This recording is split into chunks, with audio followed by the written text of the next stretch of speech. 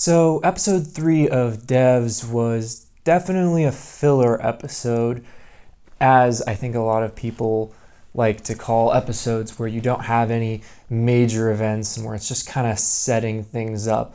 But that doesn't mean it wasn't entertaining or worth the time to watch it.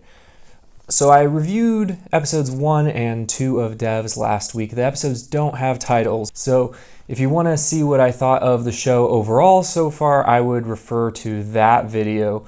But I'm just going to be talking about episode 3 this week. If you're new to the channel and if you're interested in seeing more reviews like this, I highly recommend subscribing. I'm going to be doing these reviews on a weekly basis as new episodes come out. So episode 3, as I said, it was a filler episode for the most part in that there weren't any major developments.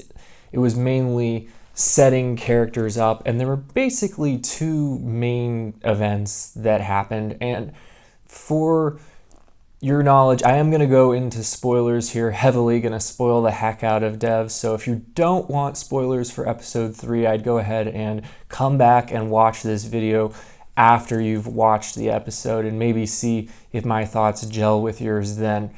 But essentially, I just feel like you can't talk about this show or a lot of shows on a weekly basis without delving into spoilers. So this week, there were basically two main events. And the first is that Sonoya Misuno's character, Lily, is trying to find out more about what happened to her boyfriend, who we know was murdered by the company, by Kenton, the security chief, but she doesn't know that yet, and she's actually seen this video of him committing suicide by self-immolation. And this week, they kind of did a little bit of a head twist on me. I don't remember if they established this last week, but this week I actually, maybe I just forgot, or maybe they didn't, they set you up to not know. I forget which is the case, but she goes and plays a game with Kenton where she convinces him that she's schizoid and gets him to leave his office to try and talk her down from a ledge, literally, so that her co-conspirator can steal a flash drive and get the footage from the night that her fiance or boyfriend supposedly killed himself. So that whole scene was funny to me because when I was watching it, I was sitting there going, is Sonoya Misuno doing like a Claire Danes impersonation? Are they going for Carrie Mathison here from Homeland? Is that what this is? But as the scene went on, you gradually find out, oh yes, okay, it's a ruse to get the access to the information. And that was probably the highlight of the episode for me, was the realization that they had tricked Kenton and that they had tricked Forrest, and they bought it hook, line, and sinker, as the scene between Forrest and Kenton afterwards showed, when Kenton said, oh, we can use this as leverage against her. And he even knew that there were no medical records showing that she actually had a history of schizophrenia, but he still bought it hook, line, and sinker. So to me, that was awesome. For me, that was the highlight of the episode. And she had a scene at the end of the episode, obviously, with her ex-boyfriend, and he went through the tape with her and figured out that the so-called suicide had been done with VFX, which I thought was kind of funny because I'm like,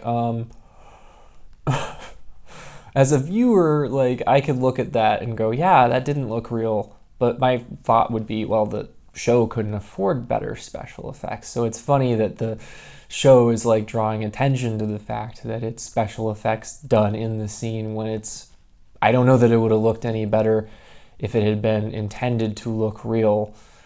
But anyway, that aside, I felt that the other interesting thing this episode was we had a congresswoman show up and talk to Forrest. Forrest is becoming more and more kind of like a Ron Swanson type if he ran a tech company and was a little bit more melancholy and a little bit less domineering.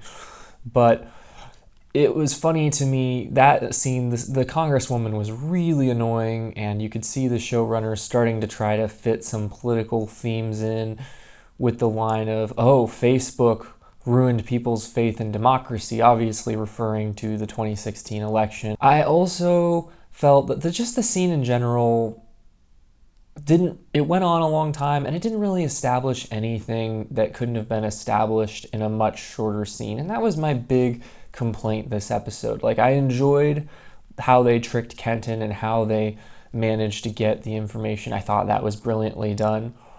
But overall, we didn't learn anything this episode that we as an audience didn't already know, because we already knew how Sergi died, and we already knew what Forrest and some of the others were hiding. So it didn't really reveal anything new. There was an interesting scene at the beginning where they were using the technology to watch a very, very pixelated, version of Marilyn Monroe and Arthur Miller making love.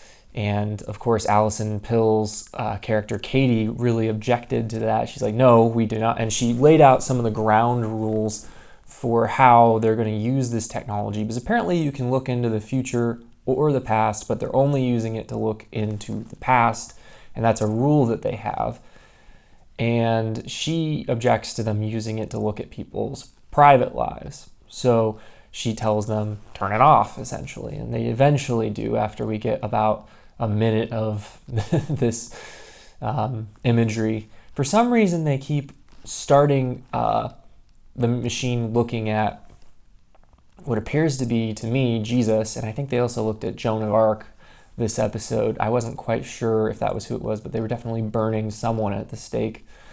It's very hard to see what these images actually are, because I don't know what the word is, but they're kind of like opaque and kind of rendered in 3D. So overall, like I said, I felt like the episode, it established a few things, but it was mainly a filler episode, and it really didn't tell us anything that we didn't already know. The show has style in spades. I really thought that Sonoya Mizuno, her acting in particular, was strong this episode, and we're starting to see more of the character of Forrest, played by, I want to say Ron Swanson, but it's Nick Offerman. We're beginning to see more about his character and what his motivations are. But overall, this show is being very deliberately paced, and I think that's just to keep it going for 8 episodes. I feel like this could have probably been a 3 to 4 hour movie. Nobody makes movies that long, so television was probably the best way to fully develop this story. But it is a little too long and indulgent as it's being done. But so far, I still say good show, very interested in where it goes, looking forward to next week's episode. But what did you think? Did you think that this was a filler episode like I did, or did you think that there was more interesting stuff? Anyway, let me know your thoughts in the comments, and if you like what I'm doing, please subscribe to the channel. That's my review of Devs Episode 3.